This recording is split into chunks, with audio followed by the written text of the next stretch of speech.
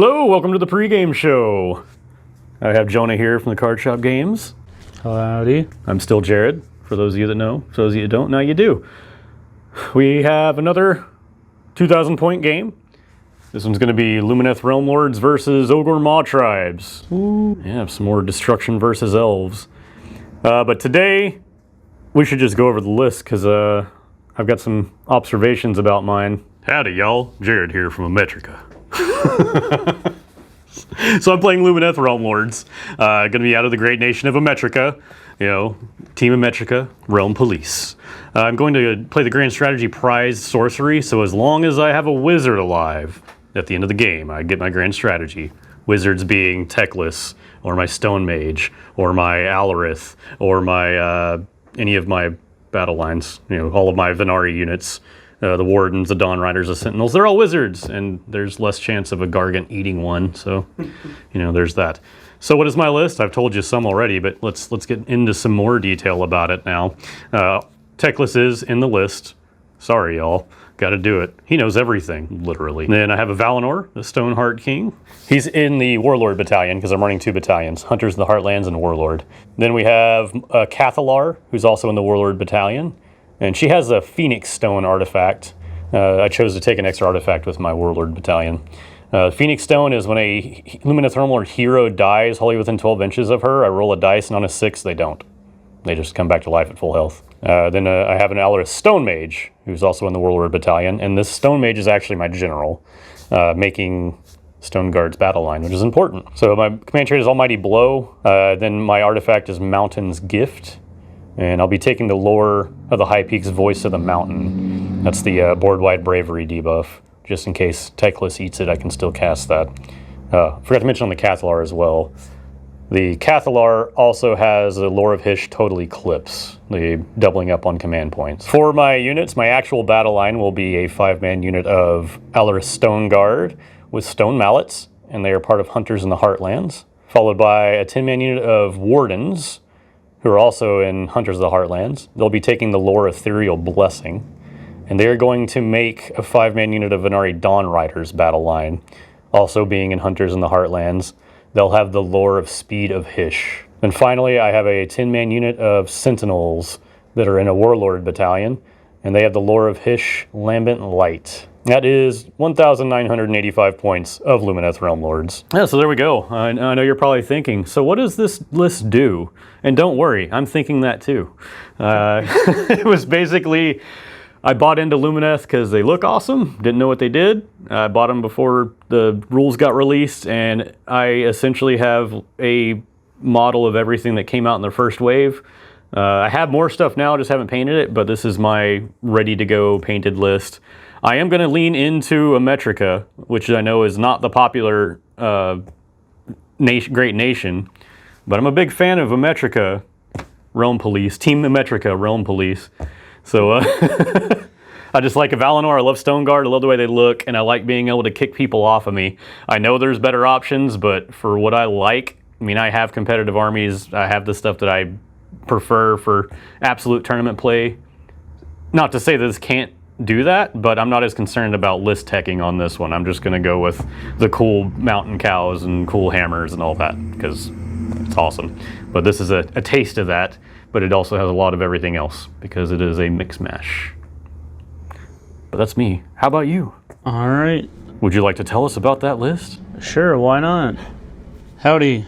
I will be playing Ogor Mawtribes today, and my list will consist of my Tyrant as the general, running Meat Fist today to get some extra mortal wounds on the charge, the reroll save rolls on the Stonehorn, save rolls of 1 I should say, and his command trait will be Food for Thought.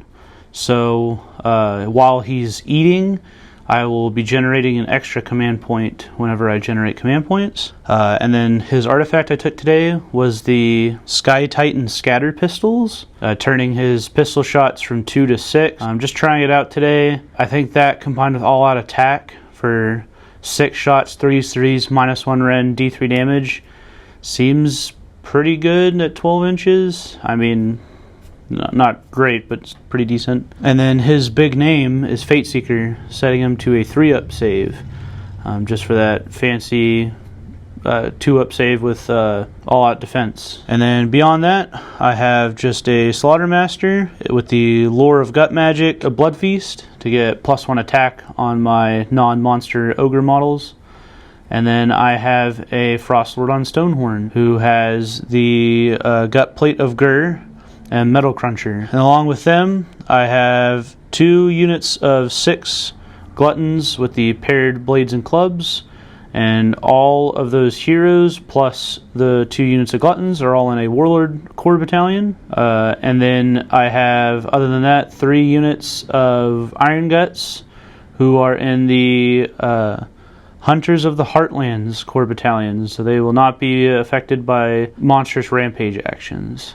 And that's my 1985 points of Ogres. Yep, so that's my 1985 points of Ogres.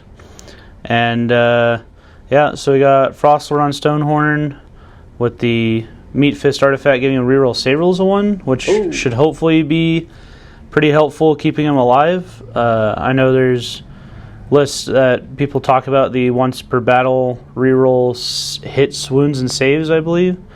And so that could keep him tanky for like 1 turn.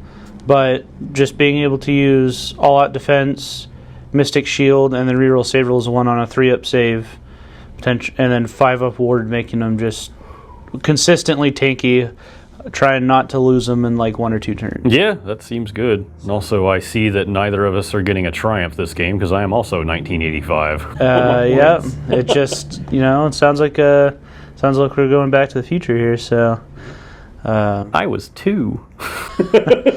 But yeah. So we're going to do an interesting battle plan here that there's a lot of discussion about, and that is going to be this one. For the battle plan power struggle, the deployment is on the long edge of the board, and there are 5 objectives, 2 in the border of each territory and 1 in the direct center of the battlefield. As for scoring, you score 1 victory point if you have controlled 2 or more objectives for 2 consecutive turns. You score 1 victory point if you control more objectives than your opponent, and you score 2 victory points if you completed the battle tactic you picked. And at the end of the game, you get 3 victory points if you completed your grand strategy. So, power struggle. The big discussion here is the wording. And let me make sure I say this right. So, you score a victory point if you have controlled at least 1 objective for 2 of your turns consecutively. It doesn't specify which objective. So, there's a rules as written, rules as intended discussion here on, are you supposed to hold that objective, for more than 1 turn to get the points, or is it as long as you control an objective of any sort for 2 consecutive turns, does it count? Yeah, the intent I can see is that they probably wanted you to hold 1 objective multiple times, because in 40k there's a lot of objectives that, if as long as you hold this one 2 turns in a row, you get it. But the way this is worded, it could mean that, or it could mean, yeah, I hold this objective, you took it from me, I take this objective, for 2 of my turns consecutively, I've held an objective. So, yeah, I'm not entirely sure. They need to let us know. They do. We need an FAQ on it, and this is before, this recording is before the second FAQ has come out, right. So by the time this is released, this might already be covered. But for now, we are going to play this as written. We discussed this beforehand and agreed that we're going to play it as written, so it doesn't matter which objective you hold as long as you hold 1 objective for 2 turns consecutively, 1 total, not just 1 specific. Yeah, or for the rest of the primaries of hold 2 consecutively, and so basically a big strum in the middle of, we hold 2 each, and then now I want to hold more than my opponent, so we go, towards the middle to hold the middle objective. And then, of course, battle tactics. Yep. And it's, battle tactics is the same here, 2 points per battle tactic. So, yeah, that's it. And then, potentially, I don't believe any of them are prime objectives. Oh, that is something I had not considered. They are not. There are no prime objectives here, so we can destroy anything. Yeah. You know what? That does make that rules as written more interesting. Yeah. It may be intended as written where it doesn't matter the specifics. Yeah, because if I hold these two and he goes second in the round, picks one of mine up, I would never be able to score that during that round. So potentially, yeah, hold more, or I guess pick up the middle one. Oh, yeah. Oh, God. Yeah. Yeah, I don't think you would want to do that. You definitely want to pull one I'm holding in my territory, but yeah. That does make it more interesting playing it as written.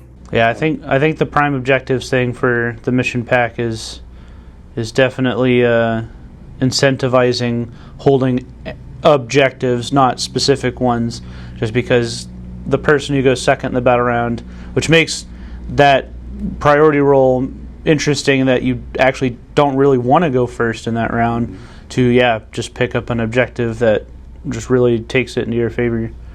Yeah, this is going to be very, very fun and very interesting. I'm looking forward to this. We'll see Lumineth versus Realm Lords. If you are watching this at the premiere, stay tuned, and it will get to the battle report live. If you're watching this not at the premiere, there'll be a card. There will be a playlist. Anyway, you can find it on the YouTube.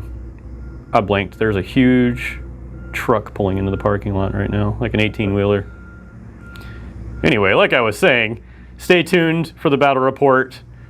Thank you for following us. Thank you for watching. Have a wonderful war game.